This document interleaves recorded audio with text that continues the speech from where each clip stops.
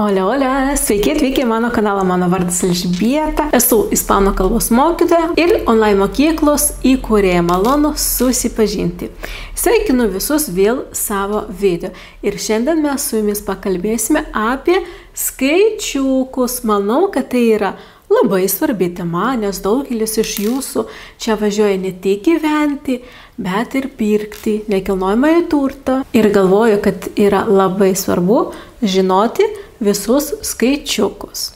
Na, o jeigu jūs norite mokytis ispanų kalbos su mokytoju, tai mielai kviečiu jūs į savo online mokyklą ir nuorodą jūs rasite apačioje ir ten galėsite užsiregistruoti ir taip pat susikontaktuoti su manimi arba per paštą, arba per socialinius tinklus.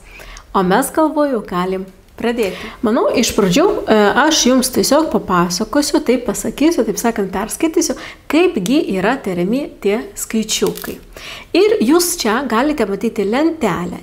Ir mes turime 1, 2, 3, 4, 5, 6, 7, 8, 9, 10. Čia yra skaičiukų bazė nuo 1 iki 10. Toliau skaičiukai turi savo formą. Tokie kaip 11, 12, 13, 14, 15. O sekantis jie turės priešai save 10. Tiesiog tas dešimtukas, taip, 10 ir po to skaičius. Pavyzdžiui, 16, 17, 18. Žinoma, jums nereikia, kalbant va taip, skirti. Čia aš jums dabar taip darau, kad jūs pamatytumėte ir jums būtų lengviau įsiminti, kaipgi sudaromas yra tas skaičiukas. O mes tarime tai natūraliai. 16, 17, 18, 19, 20 ir 20. Dabar mes turėsime nuo 20 iki 30. 21, 22, 23, 24, 25, 26, 27, 28, 29, 30. Nuo 21 iki 29, kaip matote, mes skaičiukus vis dar rašome kartu. Taip, mes neatskiriame 20 ir 1, ne. 21, 22, taip, vienas žodis. O vat jau nuo 31 ir iki 99 mes jau rašome atskirai ir viduryje dar turim Y. Pavyzdžiui, 31, 32, 33, 34, 35, 36, 37, 38, 39, 40. Matote, mes jau rašome atskirai ir Y viduryje. Ir taip yra iki 99. Aš jums toliau pasakysiu tik dešimtinių skaičius, taip, o jūs jau po to galėsite patys sudėlioti, nes jūs paimat tą skaičių ir pridedat nuo 1 iki 9. Taigi mes turim 30, 40, 50, 60, 80, 90 ir 90. Taigi, pavyzdžiui, dar pasižiūrėsime, kaipgi mes darome. Pavyzdžiui, 43, 40 y 3, 52, 50 y 2, 73, 70 y 3. Matote, jūs tiesiog va taip dėlioti skaičiukus. Dėl to, manau, tikrai, jeigu jūs mokate nuo 1 iki 9 ir jūs mokate nuo 30 iki 90, jūs tikrai sudėliosite tą skaičių. Tiesiog reikia daugiau praktikos ir viskas. Toliau mes turime 100, 100. Bet Jeigu tik tas šimtukas yra apvalus, vadinasi 100 ir viskas. Taip sakant, ne 101, ne 102, nieko tokio. Tiesiog 100, 1, 0, 0. Tada mes sakome 100. Nes jeigu tik atsiranda šalia 101, 102 ir taip toliau, tai mes jau sakome 100. Keičiasi forma. Dėl to dar kartelį.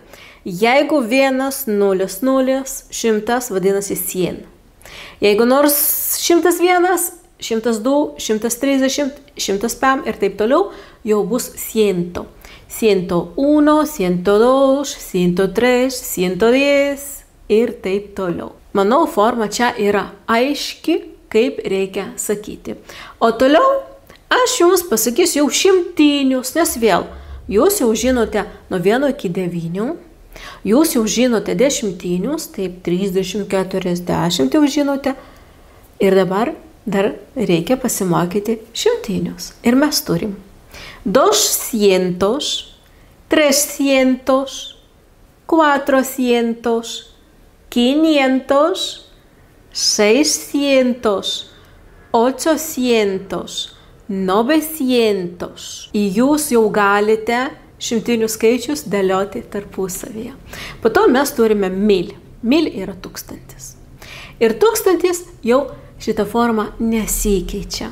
Jinai visada yra tokia pati. Mil, 1000 ir viskas, nesvarbu. 1000 ar 10 000. Vis tiek bus 1.000 arba 10.000. Tas pats lieka. Ir mes dar turime milijonas. Milijon. Taip, milijonas. Milijon. Ir jau milijonas jau keičiasi. Jau milijonas. Mes sakom, jeigu yra 1 milijonas, taip sakot, 1 milijonas, 1 milijon.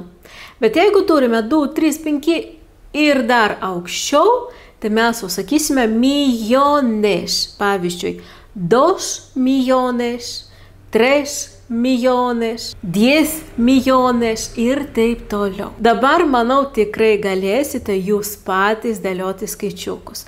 Bet mes su jumis visgi dar pasitreniruosime ir tuoj bus vėl lentelė, kurioje jūs turėsite sudurtinius tos visus skaičiukus ir jūs pamatysite, kaipgi mes dėliojame.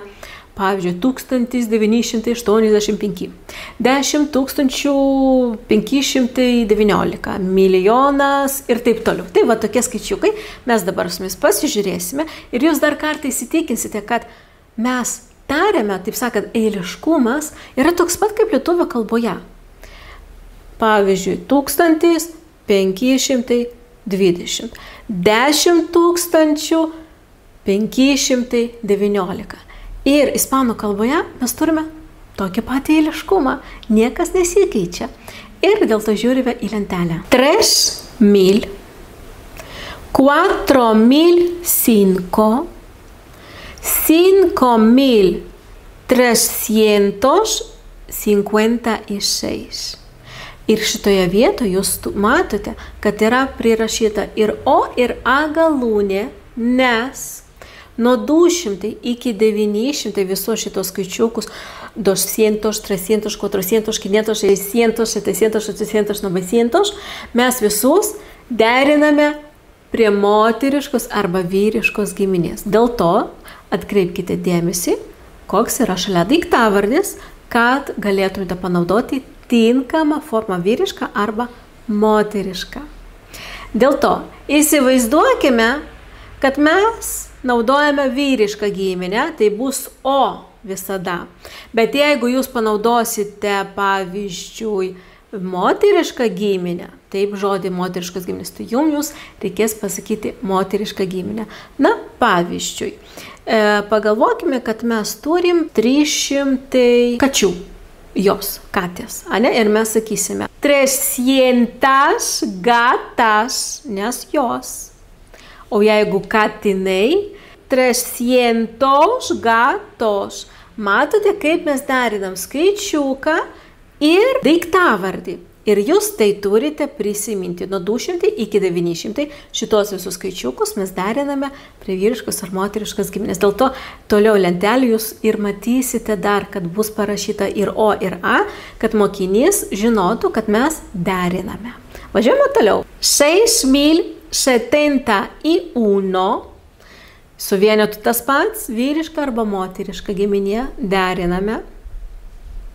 7010, 8464, 9999, 10.000, 13.490, 100.000, 173.210, 1.000.000, 1.576.920.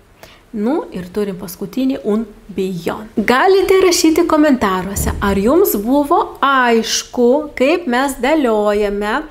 Galite dar kartą pasiklausyti, pasižiūrėti, bet manau, iš šitų visų pavyzdžių jums yra viskas aišku, tiesiog reikia įsiminti.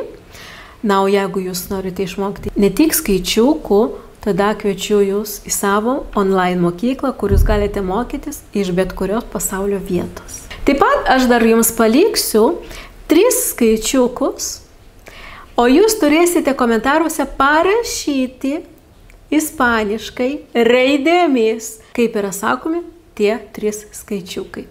O aš su jumis dabar jau atsisveikinu.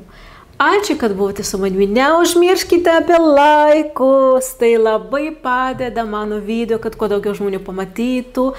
Prenumeruokite, kad augtų kanalas, kad mūsų būtų kuo daugiau YouTube šeimos ispanų kalbos.